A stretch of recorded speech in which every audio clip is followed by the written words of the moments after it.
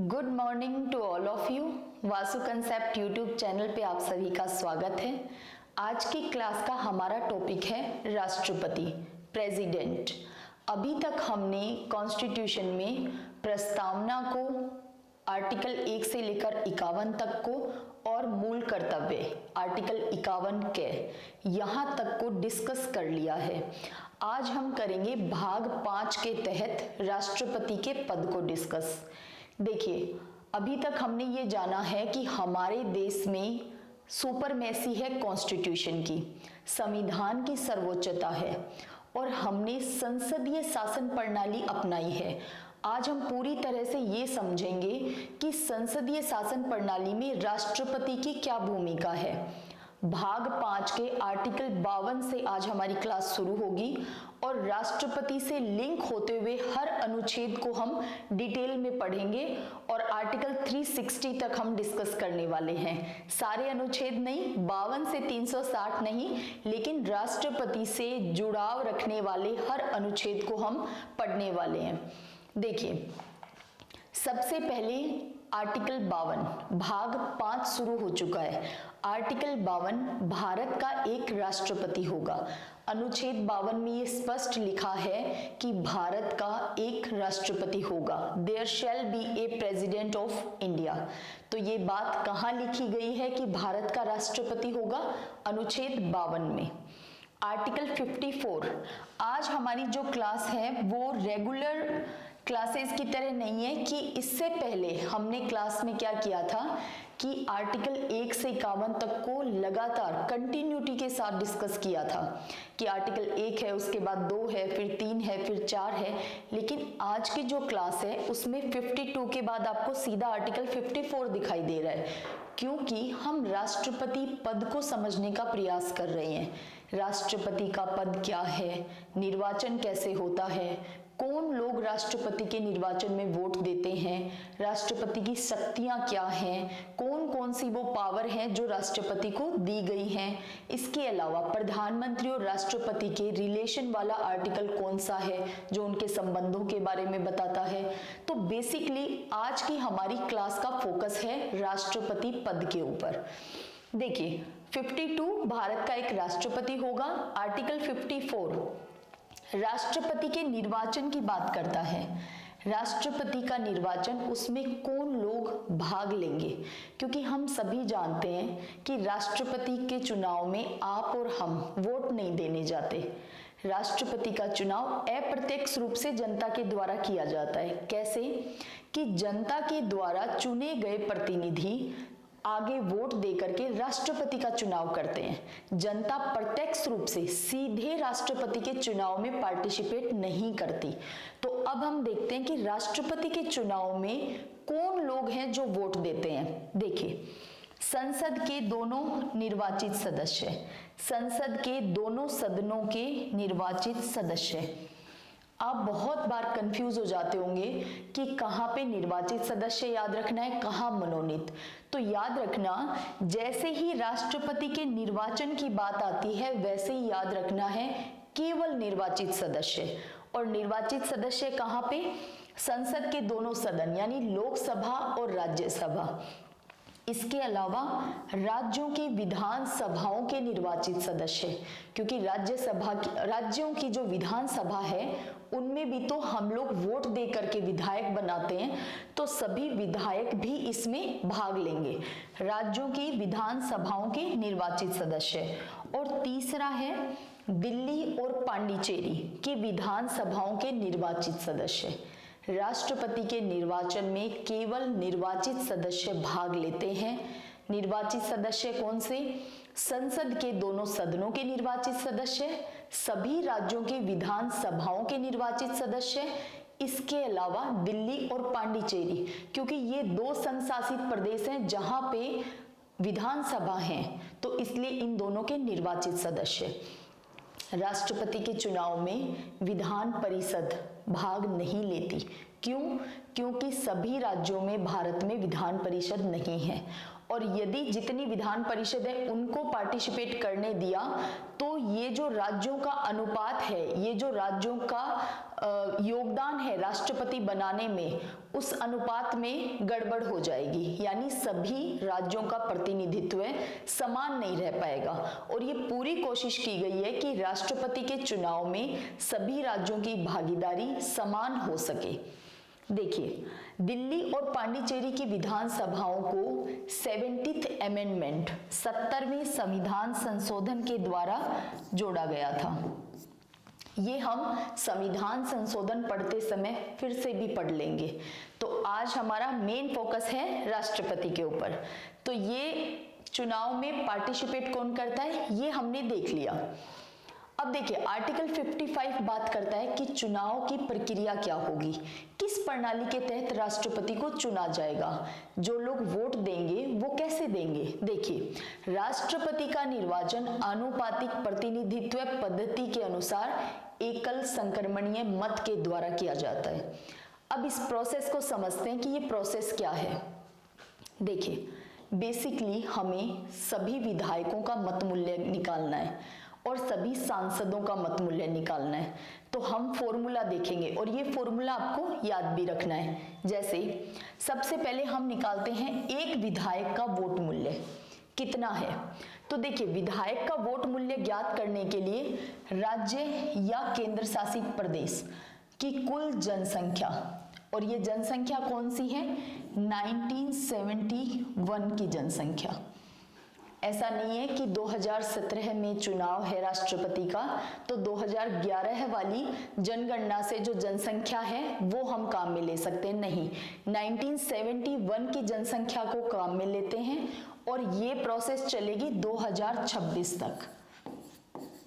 2026 तक इसी प्रोसेस के तहत, इसी फॉर्मूले के तहत हम विधायक का मत मूल्य निकालेंगे। उसके बाद डिसाइड होगा कि हम कौन सी जनसंख्या के कौन से साल के आंकड़े को काम में लेंगे। अभी याद रखना है 1971 की जनसंख्या का आंकड़ा हम काम में लेते हैं। तो सबसे पहले जैसे एक एग्जाम्पल के थ्रू समझ लेते हैं। जैसे मान लेते हैं कि हमें पंजाब का एक विधायक का वोट मूल्य ज्ञात करना है। तो हम क्या करेंगे, पंजाब की 1971 में टोटल पॉपुलेशन कितनी थी उसको लिखेंगे।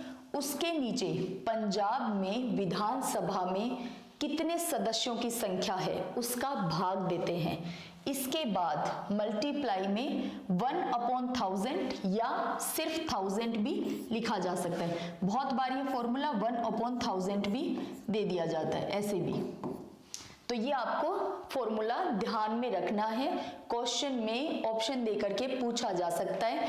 तो एक विधायक का वोट मूल्य ज्ञात किया जाता है उस राज्य की कुल जनसंख्या अपॉन राज्य की विधानसभा में निर्वाचित सदस्यों की कुल संख्या मल्टीप्लाइड बाय 1/1000। अब इसके बाद हम निकालते हैं एक सांसद के वोट का मूल्य।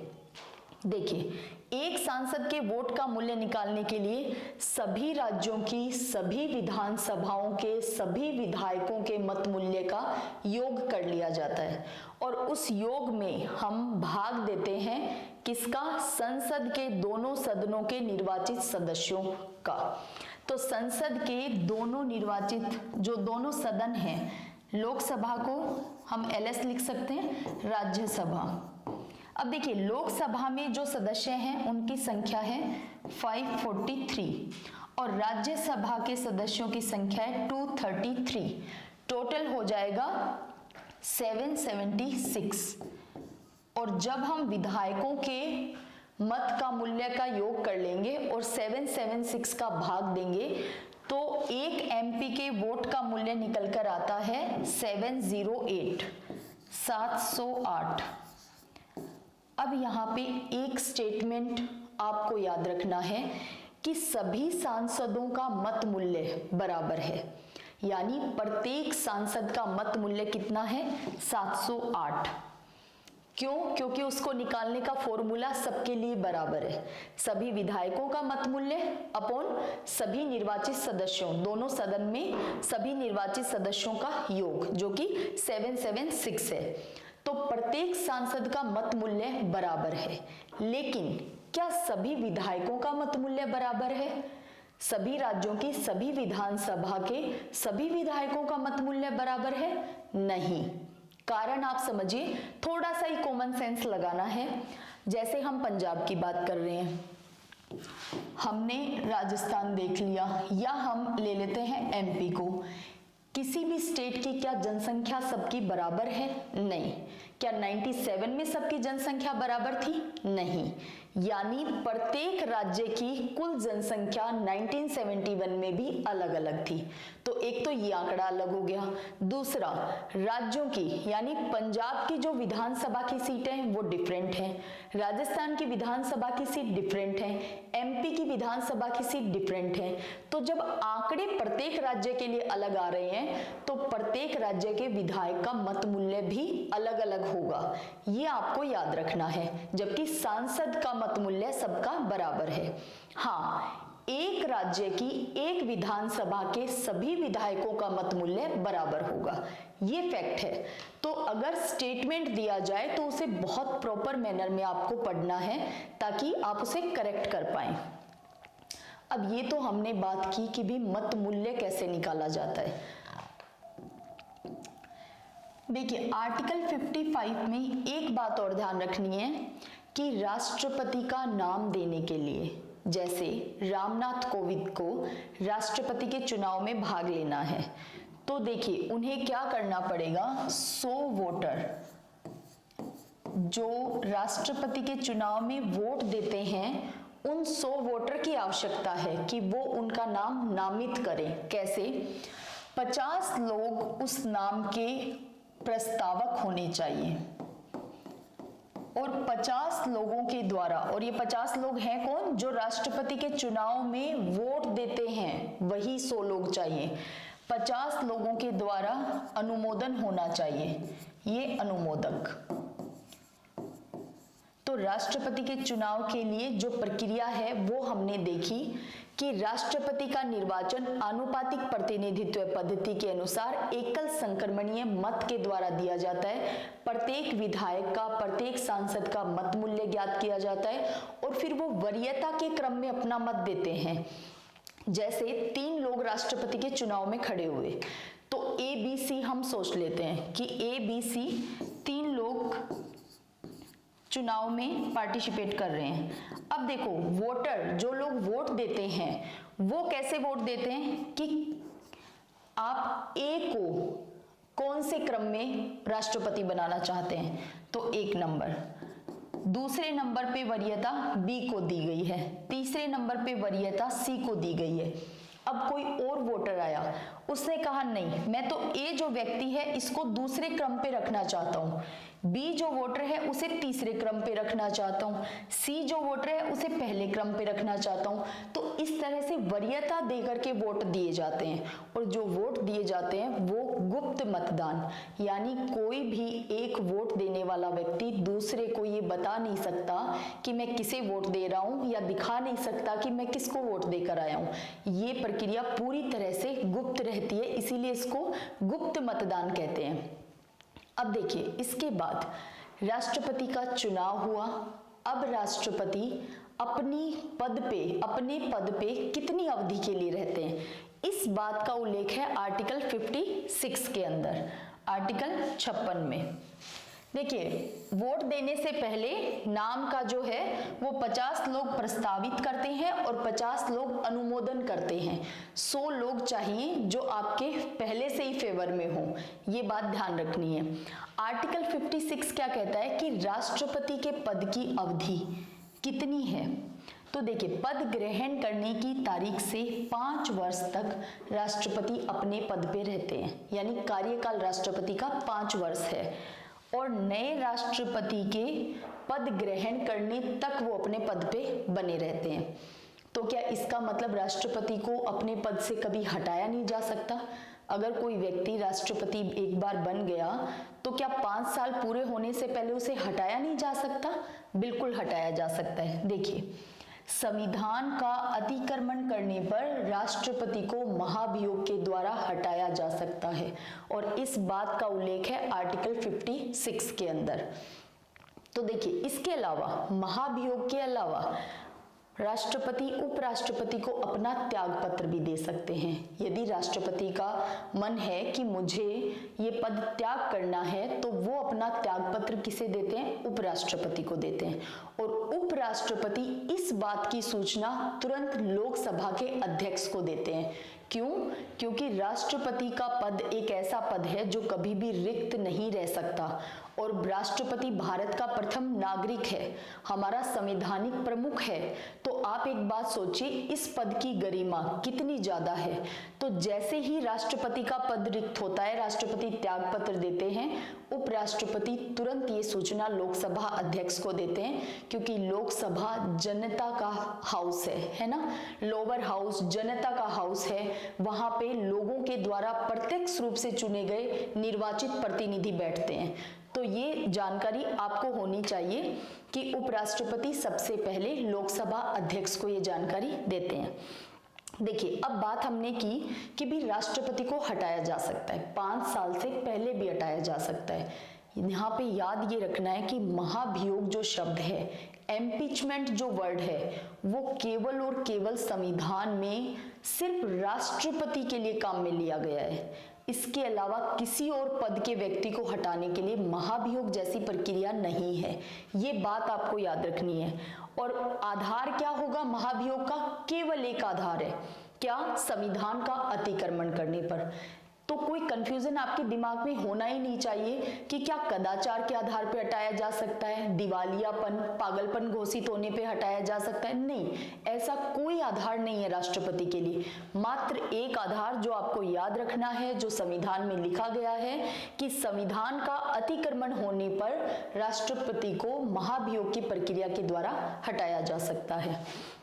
अब हमने बात की है महाभियोग की प्रक्रिया की, तो हम देख लेते हैं कि महाभियोग क्या प्रक्रिया है। देखिए, आर्टिकल 61, आज की हमारी क्लास का जो एजेंडा है वो ये है कि अनुच्छेद पे ज्यादा फोकस नहीं, हमारी जो लैंग्वेज है, कॉन्स्टिट्यूशन में जो शब्द लिखे गए हैं, जो भाषा है, उस पे अपनी कमांड बनानी है। क्योंकि सारा खेल कॉन्स्टिट्यूशन में, संविधान में सारा खेल शब्दों का है। अगर शब्दों पे, उनकी भावनाओं पे, उनको समझने पे अगर आपने कमांड बना ली अपनी, तो आपका शायद ही कोई क्वेश्चन गलत होगा। लेकिन यदि सिर्फ अनुच्छेद आप रटना चाह रहे हैं तो मामला थोड़ा सा मुश्किल रहेगा, है ना। तो बेसिकली हम लैंग्वेज को पकड़ने की कोशिश करेंगे। देखिए, राष्ट्रपति पर महाभियोग चलाने की क्या प्रक्रिया है, इसके बारे में समझते हैं। संसद के दोनों सदन, लोकसभा और राज्यसभा, इसमें महाभियोग की प्रक्रिया चलाई जाती है। देखिए, अब कंफ्यूजन आप खुद क्रिएट कर लें तो अलग बात है, अदरवाइज कंफ्यूज होने का कोई मामला ही नहीं है। क्यों? क्योंकि यहाँ पे विधायक जो विधानसभा में हैं, उन लोगों का कोई रोल ही नहीं है महाभियोग में। महाभियोग में स्पष्ट रोल लिखा गया है लोकसभा और राज्यसभा। तो आपको कहीं से कहीं तक कंफ्यूज होने की जरूरत ही नहीं है कि क्या इसमें विधानसभा के लोग पार्टिसिपेट करते हैं महाभियोग में। नहीं, कभी नहीं करते, क्योंकि याद ही सिर्फ इतना ही रखना है कि राष्ट्रपति के महाभियोग में लोकसभा और राज्यसभा, इन दोनों का ही काम होता है। देखिए क्या काम है। लोकसभा के कुल सदस्य, अब देखिए, जैसे ही कुल सदस्य का नाम आया तो इसमें फिर से कोई कंफ्यूजन नहीं होना चाहिए। कुल सदस्य मतलब निर्वाचित भी और मनोनीत भी, क्योंकि राष्ट्रपति के निर्वाचन में हमने स्पष्ट देखा था केवल निर्वाचित सदस्य, यानी वहां मनोनीत सदस्यों का कोई काम नहीं है। कंफ्यूज होने की कोई आवश्यकता ही नहीं है। और यहाँ पे शब्द क्या लिखा है? कुल सदस्य। लोकसभा के कुल सदस्य या राज्यसभा के कुल सदस्य का 1/4, 1/4 मेंबर सिग्नेचर करके प्रस्ताव ला सकते हैं। यानी महाभियोग लाने की पहली कंडीशन है कि चाहे लोकसभा में या राज्यसभा में, उसकी सदस्य संख्या के कुल सदस्यों का 1/4 सदस्य हस्ताक्षर करके ये प्रस्ताव ला सकते हैं। दूसरी कंडीशन क्या है? 14 डेज पहले, 14 दिन पहले राष्ट्रपति को नोटिस दिया जाएगा कि आप पे महाभियोग जैसी प्रक्रिया को हम शुरू कर रहे हैं। ये नोटिस बकायदा राष्ट्रपति को जाएगा कि आपने संविधान का अतिक्रमण किया है, ऐसा इल्जाम आप पे लगा है। ये नोटिस लिखित में राष्ट्रपति को 14 दिन पहले दिया जाएगा। इसके बाद की प्रोसेस आप सुनिए। देखिए, यदि मान लेते हैं कि राज्यसभा में ऐसा प्रस्ताव लाया गया, तो इसके ठीक अपोजिट यानी दूसरा जो सदन है यानी लोकसभा एक जांच समिति बैठाएगी। जो जांच समिति ये देखेगी कि क्या वाकई में राष्ट्रपति ने संविधान का अतिक्रमण किया है। यदि ये जांच समिति पाती है कि हाँ वाकई में राष्ट्रपति ने संविधान का अतिक्रमण किया है, तो ऐसी स्थिति में पहले तो राज्यसभा अपने कुल सदस्य का 2/3 बहुमत से पारित करे। उसके बाद लोकसभा में भी ये 2/3 बहुमत से पारित होना चाहिए। जिस दिन दोनों सदन में 2/3 बहुमत से पारित हो गया, उस दिन से राष्ट्रपति का पद रिक्त मान लिया जाता है। कंडीशन क्या है वो फिर से समझ लीजिए। यदि प्रस्ताव लोकसभा में लाया गया है तो जांच समिति बनेगी राज्यसभा में। यदि प्रस्ताव राज्यसभा में लाया गया है तो जांच समिति बनेगी लोकसभा में। जस्ट अपोजिट हैं एक दूसरे के। इसके अलावा दोनों ही सदन अपनी कुल सदस्य संख्या का 2/3 बहुमत से पारित करेंगे।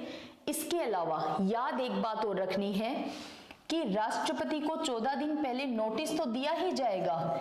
इसके अलावा राष्ट्रपति अपना पक्ष रखने के लिए या तो स्वयं उपस्थित हो सकते हैं या अपने किसी प्रतिनिधि को उपस्थित कर सकते हैं, ताकि वो अपना पक्ष भी तो रखें।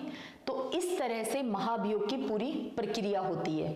यदि ये प्रक्रिया पूरी हो जाती है तो राष्ट्रपति उसी दिन से, जिस दिन दोनों में पारित हुआ, उसी दिन से ये पद रिक्त मान लिया जाता है। अब कंडीशन क्या है? यदि राज्यसभा ने 2/3 बहुमत से पारित कर दिया लेकिन लोकसभा ने इसे पारित नहीं किया, तो ये महाभियोग वहीं पे खत्म हो जाता है। ये प्रोसेस वहीं पे खत्म हो जाती है। कंडीशन है दोनों सदन 2/3 बहुमत से पारित करें, और वो भी अपनी कुल सदस्य संख्या का। तो यहाँ पे ना हर एक शब्द आपको एकदम क्लियर होना चाहिए, तो आप कभी कंफ्यूज होगे ही नहीं कि इसमें मनोनीत भाग लेते हैं या नहीं, निर्वाचित भाग लेते हैं या नहीं, विधानसभा भाग लेती है या नहीं। बहुत सिंपल सी लैंग्वेज है। लोकसभा और राज्यसभा, इन्हीं दोनों में पूरी कार्यवाही चलेगी। यही जांच समिति बनाते हैं। और देखिए, महाभियोग की जो प्रक्रिया है उसको कहते हैं अर्धन्यायिक प्रक्रिया। क्यों अर्धन्यायिक क्यों कहते हैं? क्योंकि देखिए, महाभियोग के लिए कोई न्यायालय तो गए नहीं, तो न्यायालय में जाते तो ये न्यायिक प्रक्रिया हो जाती। दूसरी चीज, इस समय में संसद एक तरीके से न्यायिक अधिकार ही ग्रहण कर लेती है, तो इसलिए इसे कहते हैं अर्धन्यायिक प्रक्रिया। दूसरी बात, इसमें भी एक जांच समिति जो बैठाई जाती है उसके पास भी पावर्स होती हैं, तो इसीलिए इस प्रक्रिया को कहते हैं अर्धन्यायिक प्रक्रिया। कैसे महाभियोग चलाया जाता है, क्या प्रोसेस है, वो हमने देख लिया। आई थिंक आज के बाद आप इस मामले में कंफ्यूज नहीं होगे कि महाभियोग में या निर्वाचन में कौन लोग पार्टिसिपेट करते हैं, कौन नहीं करते। चलिए अब अगला देखिए, आर्टिकल 62। अभी हमने देखा कि राष्ट्रपति या तो अपने पद को स्वयं त्याग सकता है और त्याग पत्र दे सकता है। किसको? उपराष्ट्रपति को अपना त्याग पत्र दे सकते हैं लिखित के अंदर, या फिर हम महाभियोग के द्वारा हटा सकते हैं। एक तीसरी कंडीशन भी तो बन सकती है कि राष्ट्रपति की मृत्यु हो जाए, तो फिर क्या होगा? तो देखिए, आर्टिकल 62 क्या कहता है? राष्ट्रपति के पद को भरने के लिए निर्वाचन का समय और आकस्मिक रिक्ति को भरने के लिए निर्वाचित व्यक्ति की पदावधि क्या होगी, इस बात का भी तो उल्लेख होना चाहिए। तो देखिए, अब हम चारों ही पॉसिबिलिटी पे बात करेंगे। क्या क्या? पहली पॉसिबिलिटी ये हो सकती है कि राष्ट्रपति का जो कार्यकाल था वो समाप्त हो गया। 5 साल का, जैसे प्रणब मुखर्जी 5 साल का कार्यकाल था, समाप्त हो गया। अब निर्वाचन करवाना पड़ेगा, चुनाव करवाने पड़ेंगे। तो चुनाव कौन करवाता है? आर्टिकल 324 के तहत राष्ट्रपति का चुनाव आयोग के द्वारा करवाया जाता है। तो ऐसी स्थिति में जो पद रिक्त हुआ है, यानी कार्यकाल पूरा होने के कारण जो पद रिक्त हुआ है, उसके लिए चुनाव आयोग जो कार्यकाल का समय पूरा होने वाला है उससे पहले ही चुनाव करवा लिए जाते हैं। जैसे वर्तमान में 25 जुलाई को राष्ट्रपति अपने पद की शपथ लेते हैं। 25 जुलाई को, ये ट्रेंड ही चल रहा है काफी सालों से 25 जुलाई को। तो चुनाव आयोग क्या करता है, कार्यकाल समाप्त होने से पहले ही चुनाव करवा लेता है ताकि नया निर्वाचित राष्ट्रपति 25 जुलाई को शपथ ले सके। तो ये तो हो गई पहली कंडीशन। अब दूसरी कंडीशन, यदि राष्ट्रपति अपना पद त्याग दे और त्यागपत्र दे दे उपराष्ट्रपति को, तो ऐसी स्थिति में उपराष्ट्रपति तुरंत पद संभाल लेते हैं राष्ट्रपति का।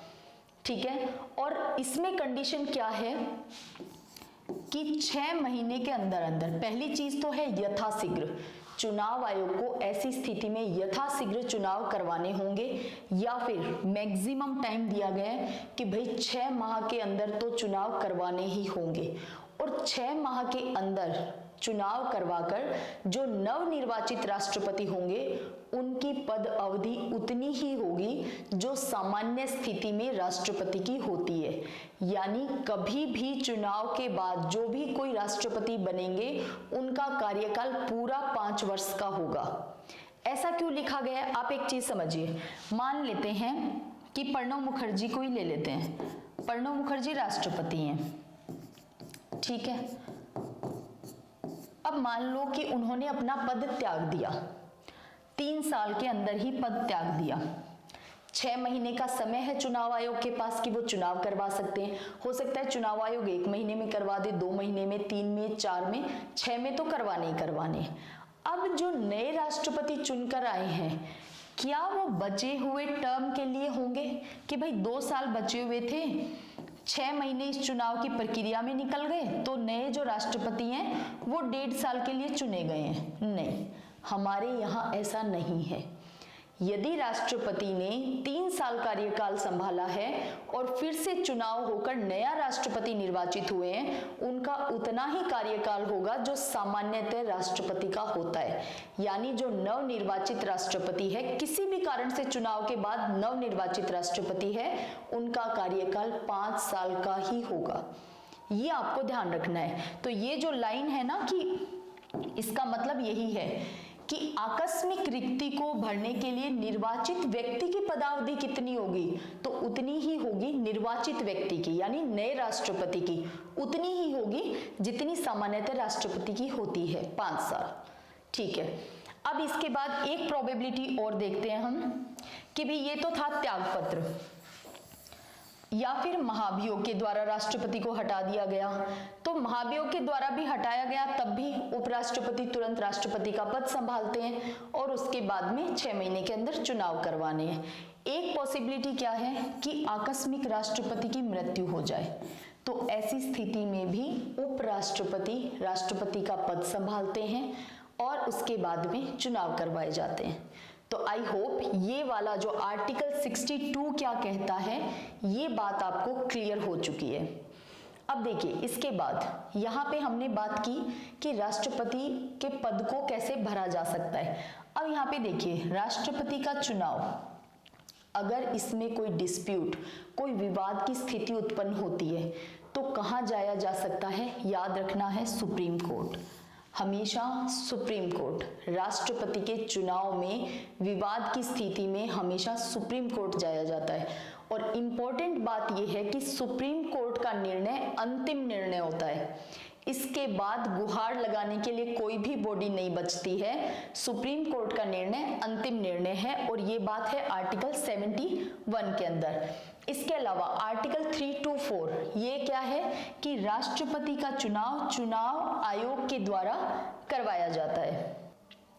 देखिए, आर्टिकल 71 में एक बात और लिखी है, क्या कि यदि कोई वोटर यानी निर्वाचक गण राष्ट्रपति के चुनाव के समय उपस्थित नहीं है, तो इस आधार पर राष्ट्रपति का निर्वाचन रोका नहीं जाएगा। आप एक बात समझिए, मान लीजिए किसी राज्य की विधानसभा भंग हो चुकी है, तो क्या ऐसी स्थिति में जब उस राज्य के विधायक वोट नहीं दे सकते, क्या ऐसी स्थिति में राष्ट्रपति का चुनाव करवाया जा सकता है?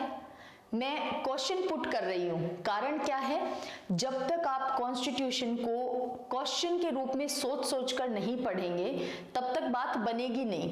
तो थोड़े बहुत क्वेश्चन आपके दिमाग में आने चाहिए पढ़ने के दौरान कि क्या राष्ट्रपति का चुनाव किसी राज्य की विधानसभा के भंग होने के बावजूद करवाया जा सकता है। तो हाँ, राष्ट्रपति का चुनाव इस बात के लिए नहीं रुकेगा कि निर्वाचक गण की पूर्ति नहीं हुई है, यानी सभी वोटर्स उपस्थित नहीं हैं, इस बात का वेट नहीं होगा। यानी यदि किसी राज्य की विधानसभा भंग है या फिर मान लेते हैं कि लोकसभा भी भंग है, लोकसभा ही भंग है, तो क्या तब चुनाव हो सकता है? बिल्कुल हो सकता है। राष्ट्रपति का पद कभी भी रिक्त नहीं रहता। राष्ट्रपति का निर्वाचन बिना वोटर्स की पूर्ति के भी हो सकता है। कैसे होगा?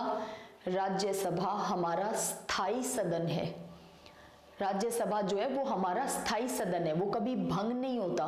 तो यदि केवल राज्यसभा के सदस्य हैं राष्ट्रपति के चुनाव में वोट देने के लिए, तो हो जाएगा राष्ट्रपति का चुनाव और राष्ट्रपति को चुन लिया जाएगा। ये बात इंपॉर्टेंट है, आपको याद रखनी है। शायद मैं हर आर्टिकल के बाद ही कह रही हूँ कि ये बहुत इंपॉर्टेंट है, क्योंकि देखिए लैंग्वेज पे कमांड होना बहुत जरूरी है। तो इसी वजह से आई होप आप मेरी बात समझ पा रहे हैं। हम कोशिश कर रहे हैं कि थोड़ा सा स्टोरी और कुछ प्रैक्टिकल एग्जाम्पल के थ्रू हम इन बातों को समझें। क्लिष्ट लैंग्वेज का शायद मैंने यूज नहीं किया है, तो आप इस चीज को ना बहुत प्रैक्टिकल वे में लेकर चलिए और धीरे धीरे समझने का प्रयास कीजिए। संविधान ही तो है, ऐसा भी क्या। देखिए, इसके बाद हम बात करते हैं आर्टिकल 57 और 58 की। देखिए, निर्वाचन के लिए अब हमने ये तो देख लिया कि भाई राष्ट्रपति के चुनाव में कौन भाग लेता है, किस प्रक्रिया के तहत वोट होते हैं, कौन उसके डिस्प्यूट को देखता है और चुनाव आयोग चुनाव करवाता है। ये चीजें देख ली। अब हम ये देखना चाह रहे हैं कि राष्ट्रपति एक बार एक टर्म के लिए कोई व्यक्ति राष्ट्रपति बन चुका है, क्या वो फिर से राष्ट्रपति बन सकता है? हाँ, भारत में कहीं से कहीं तक टर्म डिसाइड नहीं है। जैसे अमेरिका के राष्ट्रपति 2 टर्म के लिए ही राष्ट्रपति बन सकते हैं, यानी केवल 2 बार राष्ट्रपति बन सकते हैं, उसके बाद नहीं बन सकते तीसरी बार। भारत में क्या है, पुनर्निर्वाचन के लिए पात्रता, कितनी भी बार पुनर्निर्वाचित हो सकते हैं, कितनी भी बार, कोई बाउंडेशन नहीं है। एलिजिबिलिटी फॉर री इलेक्शन, तो इसीलिए हम क्या कहते हैं कि हमारे यहाँ कोई राष्ट्रपति कितनी भी बार के लिए राष्ट्रपति बन सकते हैं, वापस निर्वाचित हो सकते हैं, वापस निर्वाचित हो सकते हैं, बिल्कुल। और ये बात कहाँ डिफाइन की गई है? आर्टिकल 57 के अंदर। अब देखिए आर्टिकल 58 बात करता है कि भी कोई राष्ट्रपति कितनी भी बार तो बन सकता है, लेकिन कोई तो योग्यता होती होगी राष्ट्रपति बनने के लिए। तो हमारे संविधान में आर्टिकल 58 के तहत राष्ट्रपति के निर्वाचित होने के लिए योग्यता बताई गई है। देखिए, पहली योग्यता, वह भारत का नागरिक हो। ये हमारी है पहली योग्यता। याद क्या रखना है? ऑप्शन दिया जा सकता है, वह भारत का मूल नागरिक हो। मूल शब्द नहीं है, केवल क्या है, वह भारत का नागरिक हो। दूसरी कंडीशन, 35 वर्ष की आयु पूरी कर चुका हो। तीसरा है, लोकसभा का सदस्य निर्वाचित होने की योग्यता होनी चाहिए। लैंग्वेज फिर से क्लिष्ट बनाई जा सकती है, क्या कि लोकसभा का सदस्य निर्वाचित हो चुका हो? नहीं, ऐसी कोई कंडीशन नहीं है। यह भी दिया जा सकता है कि लोकसभा का सदस्य निर्वाचित हो, इसी समय में निर्वाचित हो, ऐसा भी कुछ कंडीशन नहीं है। कंडीशन सिर्फ क्या है कि लोकसभा का सदस्य निर्वाचित होने की केवल योग्यता होनी चाहिए, सांसद बनने के लिए एलिजिबल होना चाहिए, इसके अलावा नहीं। भले ही वो व्यक्ति जो राष्ट्रपति बन रहा है या राष्ट्रपति के चुनाव में भाग ले रहा है वो कभी लोकसभा का सदस्य ना बना हो, वो कभी निर्वाचित ना हुआ हो, कोई जरूरी नहीं है। कंडीशन सिर्फ एक क्या है, लैंग्वेज पे, शब्दों पे ध्यान देना है। लोकसभा का सदस्य निर्वाचित होने की केवल अर्हता। और हाँ, एग्जामिनर ये बदमाशी बहुत बार कर देते हैं, क्या कि योग्यता ना देकर के अर्हित शब्द, अर्हता शब्द दे देते हैं। तो अर्हता का मतलब एलिजिबिलिटी, योग्यता ही है, ये आपको याद रखना है। तो इसके अलावा एक योग्यता और चाहिए, क्या कि लाभ के पद पे नहीं होना चाहिए। और हमारे संविधान में कहीं भी लाभ के पद को डिफाइन नहीं किया है कि लाभ का पद क्या होगा, मूल संविधान में डिफाइन किया ही नहीं गया था। इसके बाद ये चीज छोड़ी गई थी संसद के ऊपर कि भाई संसद समय समय पे ये डिसाइड कर लेगी कि कौन सा पद लाभ का है, कौन सा नहीं है। तो संसद ने ऐसा किया भी। संसद ने क्या किया, लाभ के पद पे कौन नहीं है ये डिफाइन कर दिया। 5 लोग या 5 श्रेणी को लाभ के पद के अंतर्गत नहीं माना जाता। कौन?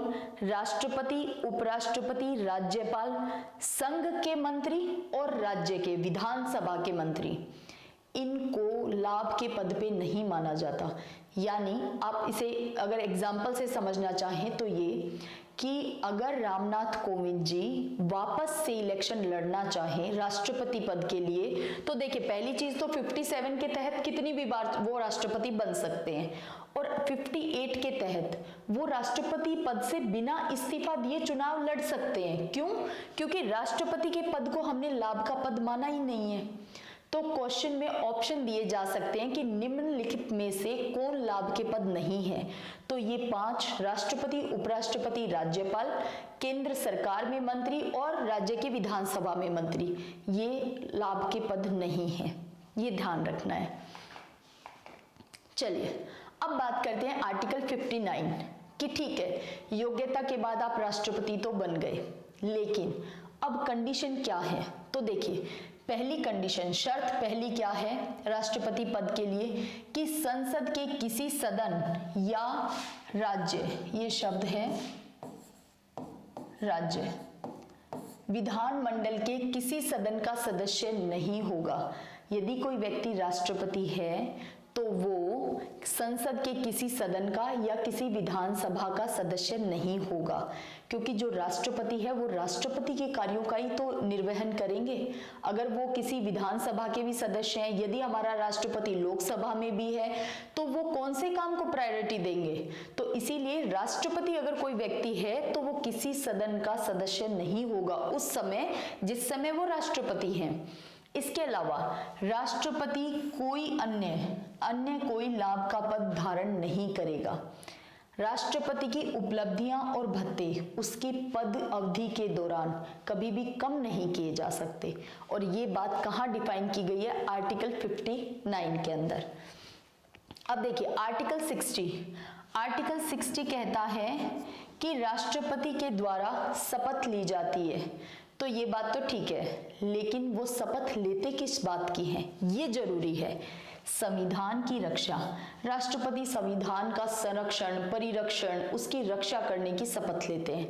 साथ ही लोगों की सेवा और लोगों के कल्याण की शपथ लेते हैं हमारे राष्ट्रपति। ये इंपॉर्टेंट है। देखिए कॉन्स्टिट्यूशन से मुझे लगता है सबसे आसान क्वेश्चन बनते हैं।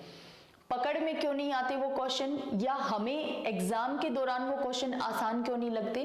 क्योंकि हमने कभी भी शब्दों के साथ या लैंग्वेज पे कमांड बनाने की कोशिश नहीं की होती है। तो आज की क्लास में बिल्कुल हम लैंग्वेज पे कमांड बनाकर छोड़ेंगे। आर्टिकल 60 राष्ट्रपति की शपथ का उल्लेख है। राष्ट्रपति संविधान की रक्षा और लोगों के कल्याण की शपथ लेते हैं। यहाँ पे ये बात देखिए कि राष्ट्रपति को शपथ कौन दिलवाता है? तो chief justice of India CJI, हमारे सुप्रीम कोर्ट का मुख्य न्यायाधीश जो है वो राष्ट्रपति को शपथ दिलवाते हैं। यदि CJI उपस्थित ना हो तो सुप्रीम कोर्ट के वरिष्ठ न्यायाधीश के द्वारा राष्ट्रपति को शपथ दिलवाई जाती है।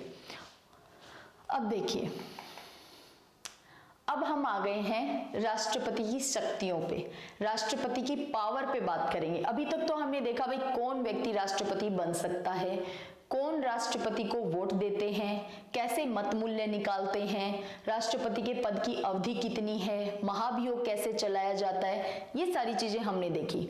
अब हम देखेंगे कि आखिर पावर कौन सी है हमारे प्रेसिडेंट के पास। सबसे पहले एग्जीक्यूटिव पावर को देखेंगे, कार्यपालिका शक्ति। आर्टिकल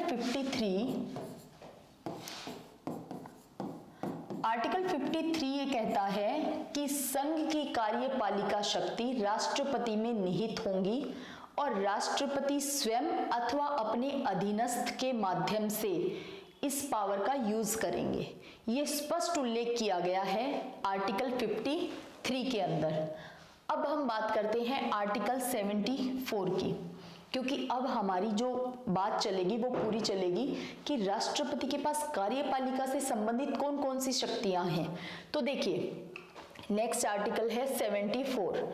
राष्ट्रपति को सहायता और सलाह देने के लिए मंत्री परिषद, जिसका प्रधान प्रधानमंत्री होगा।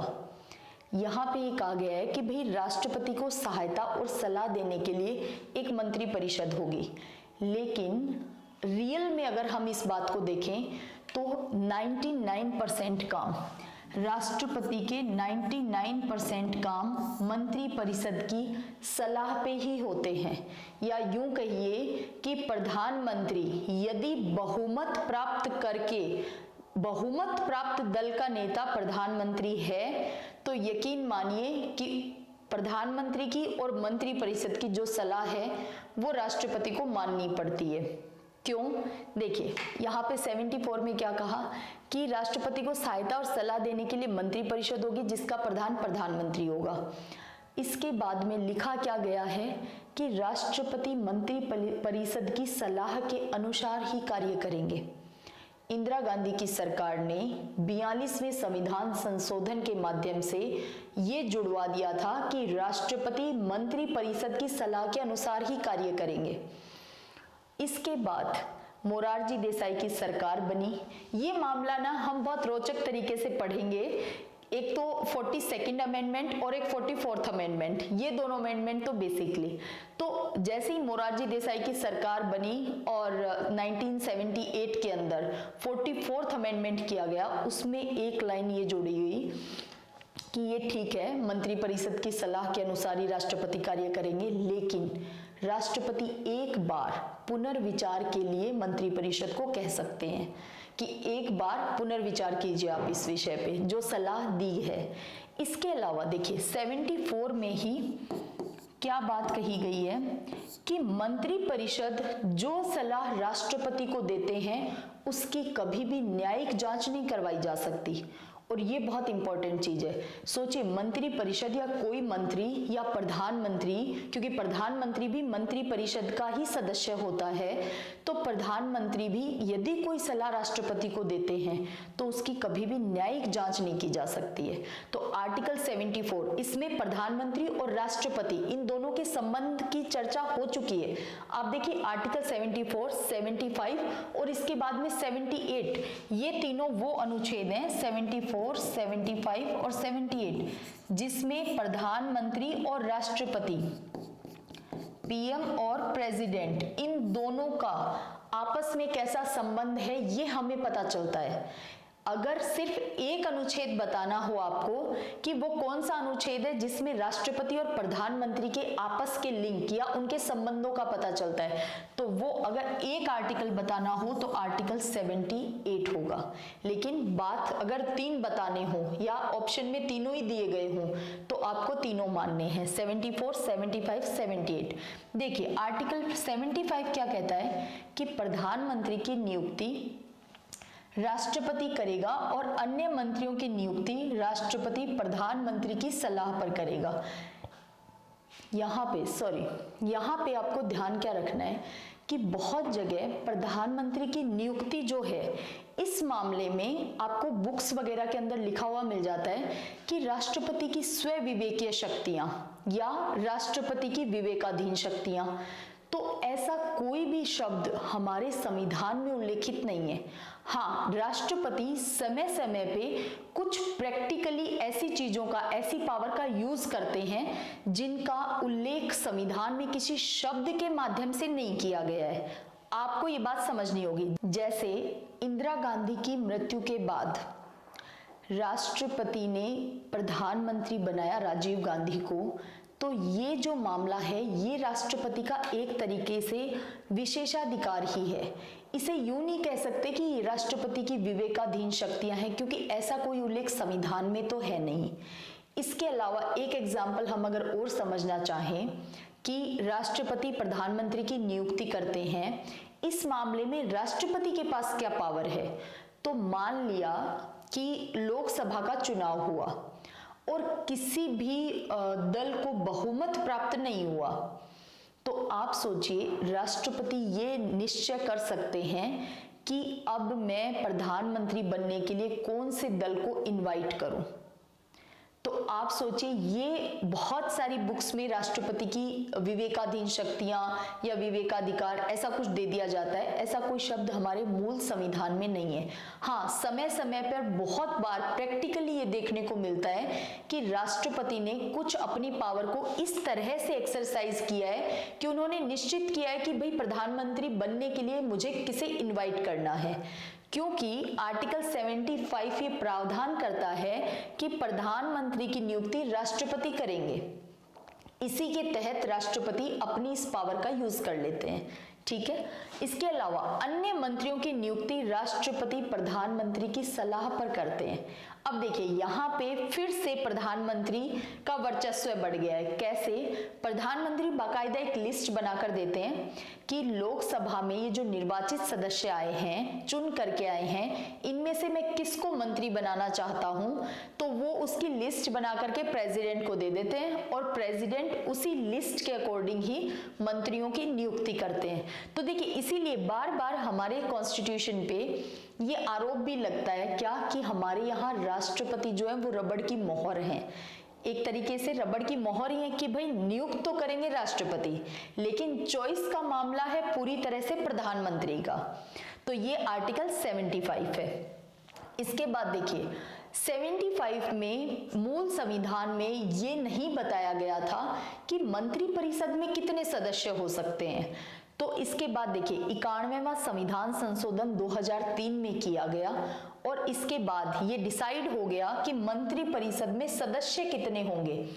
मंत्रिपरिषद में प्रधानमंत्री सहित लोकसभा की कुल सदस्य संख्या का 15% से अधिक सदस्य नहीं होंगे। ये बात क्लियर लिख दी गई है। कब? 91 अमेंडमेंट के द्वारा। तो अब जो हमारे मंत्रिपरिषद के सदस्य हैं वो हो सकते हैं लोकसभा की कुल संख्या का 15%। इतने लोग मंत्री बन सकते हैं और प्रधानमंत्री सहित हैं ये बात आपको ध्यान रखनी है। देखिए, छोटे छोटे ना पेज हैं आर्टिकल में, वैसे तो हर अनुच्छेद की अपनी एक दुनिया है और वो बहुत बड़ी है, यकीन मानिए, और हर एक अनुच्छेद दूसरे अनुच्छेद से लिंक भी है। क्योंकि आप देखिए ना, हम बात कर रहे हैं संघ की कार्यपालिका शक्ति, ये 74, 75 हमें फिर से पढ़ने हैं जब हम प्रधानमंत्री को पढ़ रहे होंगे, तो हमें फिर से यही आर्टिकल पढ़ने हैं। लेकिन आज हम राष्ट्रपति को पढ़ रहे हैं तो राष्ट्रपति के कंटेस्ट में इन आर्टिकल को देख रहे हैं। जब हम प्रधानमंत्री, संसद, मंत्रिपरिषद को डिस्कस करेंगे, फिर से इन आर्टिकल को डिस्कस करेंगे। तो आपस में सारे आर्टिकल लिंक भी हैं, हर आर्टिकल की अपनी एक दुनिया है। तो हम पूरी कोशिश कर रहे हैं कि चीजों को, शब्दों को अच्छे से समझें। और ये जो पेज है ना, कि यही तो आपको उलझाते हैं एग्जाम में, मंत्रिपरिषद में प्रधानमंत्री सहित, प्रधानमंत्री के बिना, और आपको कंफ्यूजन हो जाता है कि ये तो अच्छे से याद है कि लोकसभा की कुल सदस्य संख्या का 15% से अधिक नहीं हो सकते हैं सदस्य, लेकिन ये ध्यान नहीं आ रहा कि मंत्रिपरिषद में प्रधानमंत्री सहित हैं या प्रधानमंत्री के बिना हैं। तो ये जो छोटे छोटे पेज हैं कॉन्स्टिट्यूशन में, अनुच्छेदों में, उनको हम बारीकी से समझने का प्रयास कर रहे हैं। अगला देखिए, आर्टिकल 76 के तहत राष्ट्रपति भारत के महान्यायवादी की नियुक्ति करते हैं। आर्टिकल 76 कहता है कि भारत का एक महान्यायवादी है, अटॉर्नी जनरल फॉर इंडिया। इसकी नियुक्ति भी राष्ट्रपति के द्वारा की जाती है और ये राष्ट्रपति की कार्यपालिका, एग्जीक्यूटिव पावर का हिस्सा है। अब देखिए, इसके अलावा आर्टिकल 77 ये कहता है कि संघ सरकार के सभी कार्य, यानी केंद्र सरकार के जो कार्य हैं वो राष्ट्रपति के नाम से किए जाएंगे।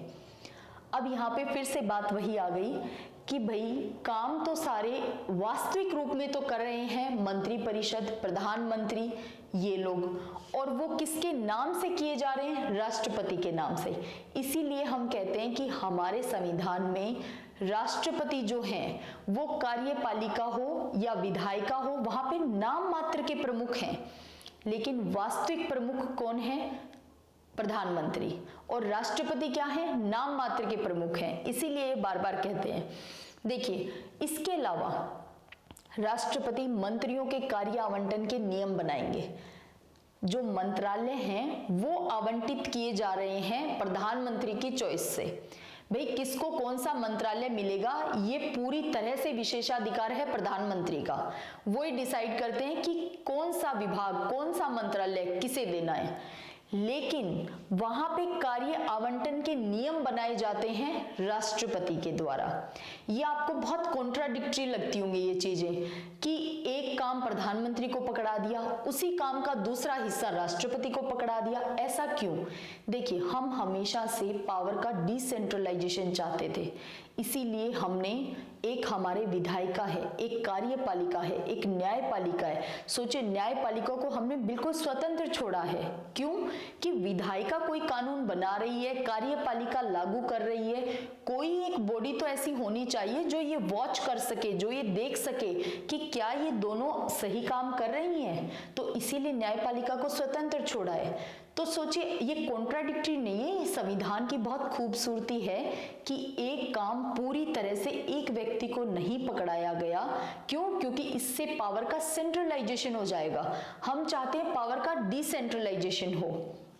चलिए, आर्टिकल 78 को देखते हैं। राष्ट्रपति, ये एक अच्छा आर्टिकल है 78। मैंने बताया राष्ट्रपति और प्रधानमंत्री के संबंधों को डिफाइन करने वाला सबसे बेहतर अनुच्छेद है 78। कैसे? राष्ट्रपति को जानकारी देने के संबंध में प्रधानमंत्री के कर्तव्य। यदि राष्ट्रपति प्रधानमंत्री से विधि के बारे में या हमारे देश में कैसा शासन प्रशासन चल रहा है इसकी जानकारी मांगे, तो प्रधानमंत्री का ये कर्तव्य है कि वो तुरंत जानकारी दे राष्ट्रपति को। अगर मांगते हैं तब भी देनी है, यदि नहीं मांगते तब भी प्रधानमंत्री का ये कर्तव्य है कि वो किस तरह की विधि, कैसा शासन, कैसा प्रशासन हमारे देश में चल रहा है, इसकी जानकारी समय समय पर राष्ट्रपति को देते रहें। ये उनका कर्तव्य है। तो सोचिए, राष्ट्रपति और प्रधानमंत्री यहाँ पे आकर के बिल्कुल क्लोज हैं। इसके अलावा देखिए, आर्टिकल 78 में ये भी प्रावधान है कि यदि राष्ट्रपति को लगता है कि किसी विषय पे चर्चा नहीं की गई है, यानी उन्हें लगता है कि मंत्री परिषद को इस विषय पे भी चर्चा करनी चाहिए, तो राष्ट्रपति ऐसी सलाह या ऐसा कह सकते हैं प्रधानमंत्री को कि आप मंत्री परिषद में इस विषय की चर्चा करवाइए। तो ये भी अधिकार है राष्ट्रपति को। और यहाँ पे दोनों लोग आपको बहुत क्लोज दिख रहे होंगे, राष्ट्रपति और प्रधानमंत्री। अब इसके बाद हम देखते हैं राष्ट्रपति की व्यवस्थापिका से संबंधित शक्तियां कौन सी हैं। अभी हम देख रहे थे कार्यपालिका से संबंधित शक्तियां, अब हम देखेंगे व्यवस्थापिका। कानून बनाने से संबंधित कौन से अनुच्छेद हैं या कौन सी बातें हैं जो राष्ट्रपति को भी प्राप्त हैं। देखिए, आर्टिकल 79 ये कहता है कि भारत की संसद राष्ट्रपति, लोकसभा और राज्यसभा से मिलकर बनती है। भारत की संसद का मतलब है राष्ट्रपति, लोकसभा, राज्यसभा। अब आपको लग सकता है कि भाई जब बात संसद की आ रही है तो इसमें राष्ट्रपति को क्यों इन्वॉल्व किया है?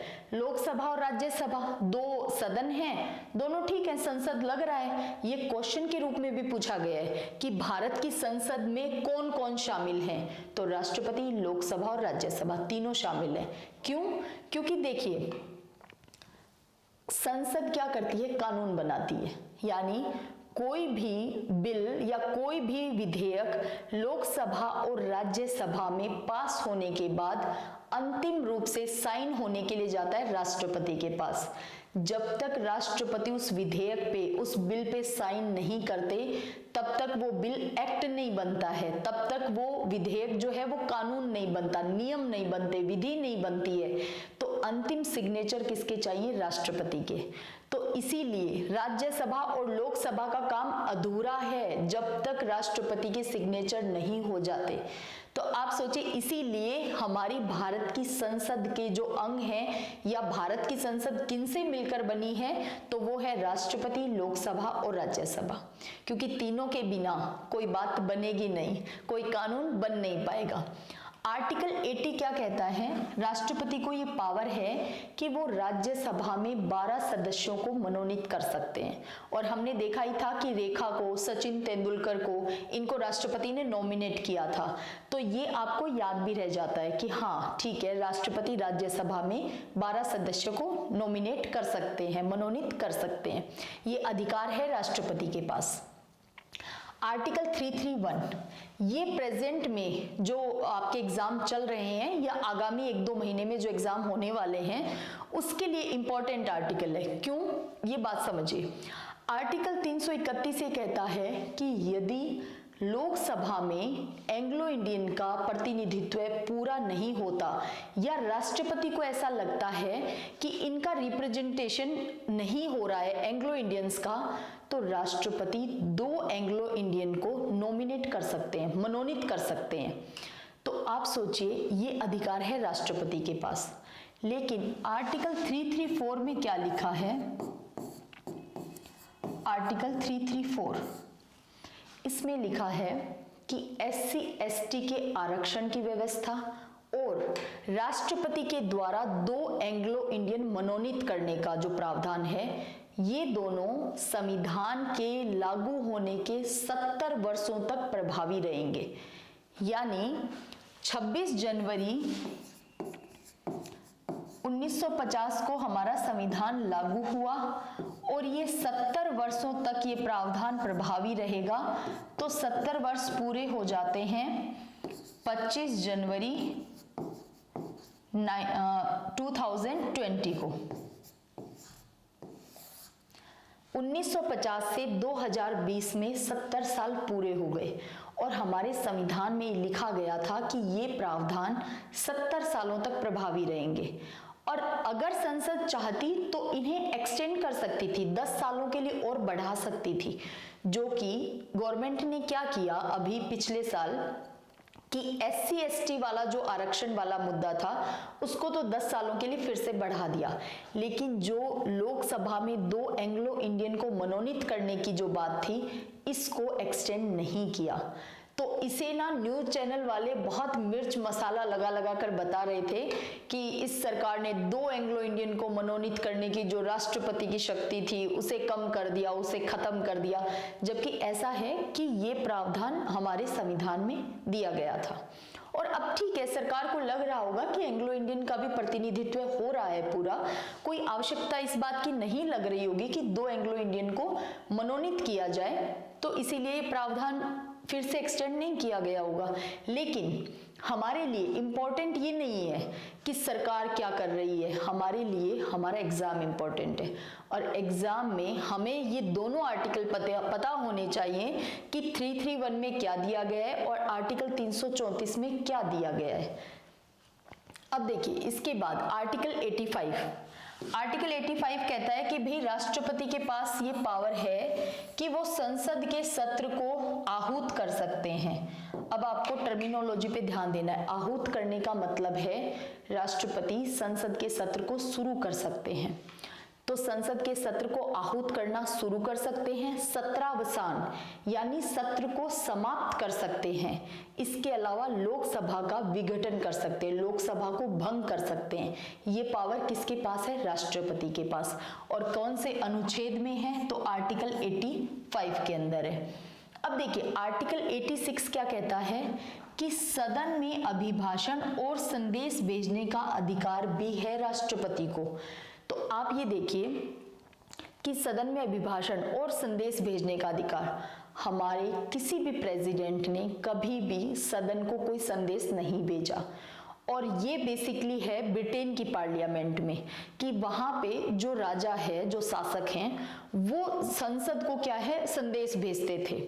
तो ऐसी वहां की प्रथा थी, लेकिन हमने भी अपना लिया, लेकिन हमारे किसी भी राष्ट्रपति ने कभी भी संदेश भेजने का कोई अधिकार को एक्सरसाइज नहीं किया कभी भी।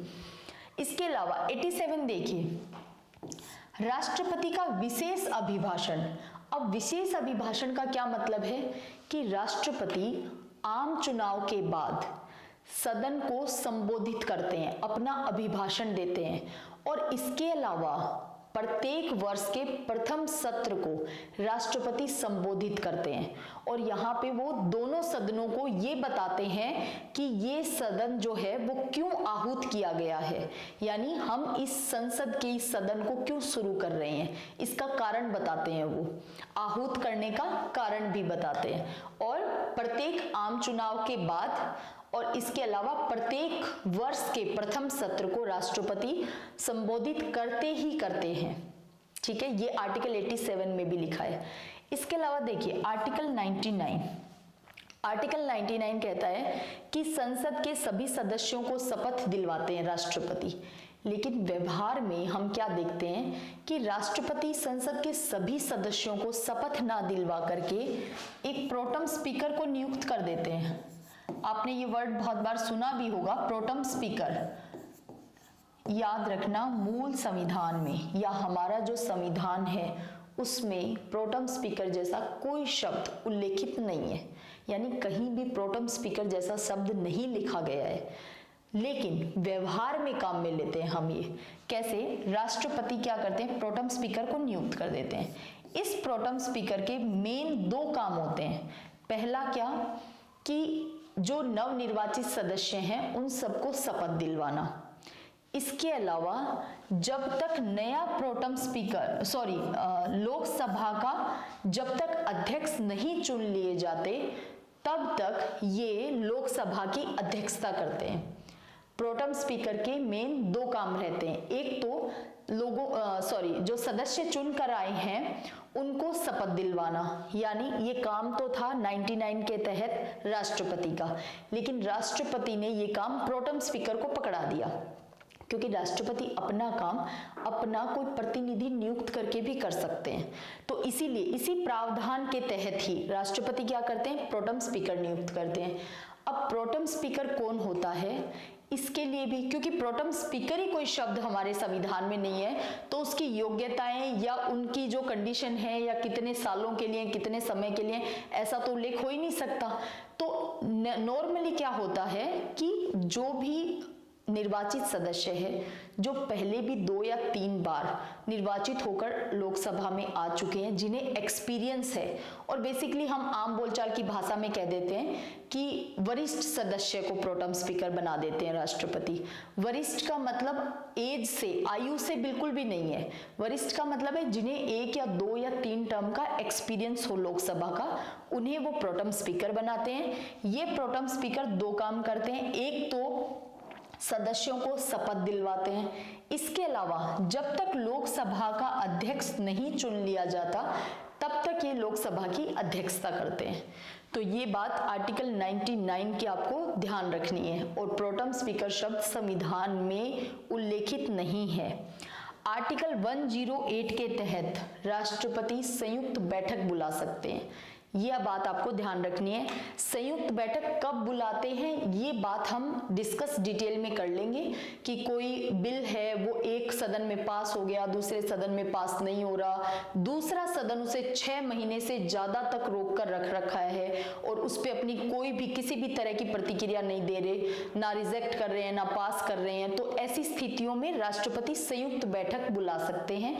ये हम फिर से पढ़ेंगे, आर्टिकल 108 को हम फिर से डिस्कस करेंगे। आपको अभी याद क्या रखना है, आर्टिकल 108 संयुक्त बैठक का प्रावधान है। नेक्स्ट देखिए, विधेयकों पर अनुमति। राष्ट्रपति किसी भी विधेयक पे, किसी भी bill pay, accent to bills, किसी भी बिल पे अपनी अनुमति दे सकते हैं या अपनी अनुमति नहीं दे सकते। हमने अभी देखा था कि भाई कोई भी बिल है वो एक्ट तब बनता है जब वो लोकसभा में पारित हो जाए, राज्यसभा में पारित हो जाए, लास्ट में राष्ट्रपति उस पर अपने सिग्नेचर कर दे। तो मान लीजिए कोई बिल लोकसभा में पारित हो गया, राज्यसभा में पारित हो गया, इसके बाद वो सिग्नेचर के लिए पहुंचा राष्ट्रपति के पास। राष्ट्रपति ने उस बिल पे साइन कर दिए, अगर साइन कर दिए तो वो बन जाएगा कानून, वो एक्ट बन जाएगा। ये तो है सिंपल सी बात। अब सोचिए, राष्ट्रपति यदि सिग्नेचर नहीं करते हैं तो उनके पास कौन कौन सी पावर है, ये देखते हैं। देखिए, एक पावर है आत्यंतिक निषेधाधिकार यानी एब्सोल्यूट वीटो। ये क्या पावर है कि राष्ट्रपति के पास कोई बिल पहुंचा, पहले लोकसभा में पारित हुआ, फिर राज्यसभा में पारित हुआ, फिर राष्ट्रपति के पास पहुंचा।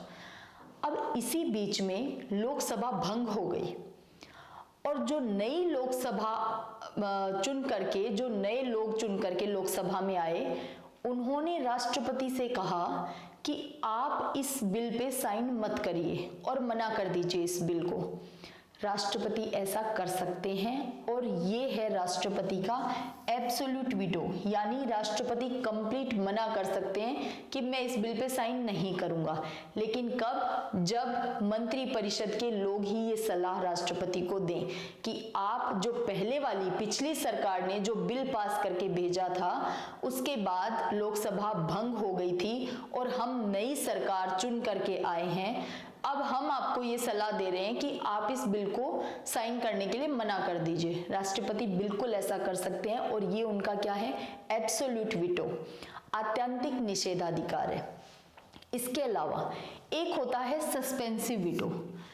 कोई भी बिल लोकसभा में पारित हुआ, राज्यसभा में पारित हुआ, अब सिग्नेचर के लिए राष्ट्रपति के पास पहुंचा है, तो राष्ट्रपति एक बार उस बिल को पुनर्विचार के लिए भेज सकते हैं। पुनर्विचार के बाद लोकसभा और राज्यसभा से वो बिल यदि एज इट इज पास होकर वापस आ गया है, तब भी राष्ट्रपति को सिग्नेचर करने पड़ते हैं।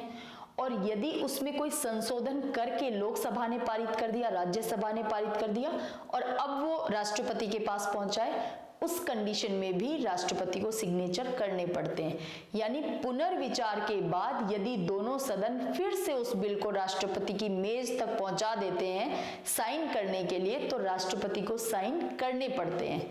ये आपको ध्यान रखना है। यानी राष्ट्रपति ने उस बिल को थोड़ा सा लेट कर दिया, यानी निलंबन, यानी थोड़ा सा विलंब करवा दिया, उसमें देरी लगा दी, तो ये है सस्पेंसिव वीटो, निलंबनकारी निषेधाधिकार। इसके अलावा सबसे मजेदार वीटो तो ये है, ये पावर सबसे बढ़िया है, पॉकेट वीटो। इसमें ना तो राष्ट्रपति को हाँ करनी है कि मैं साइन कर रहा हूं, ना ये कहना है कि मैं साइन नहीं करूंगा।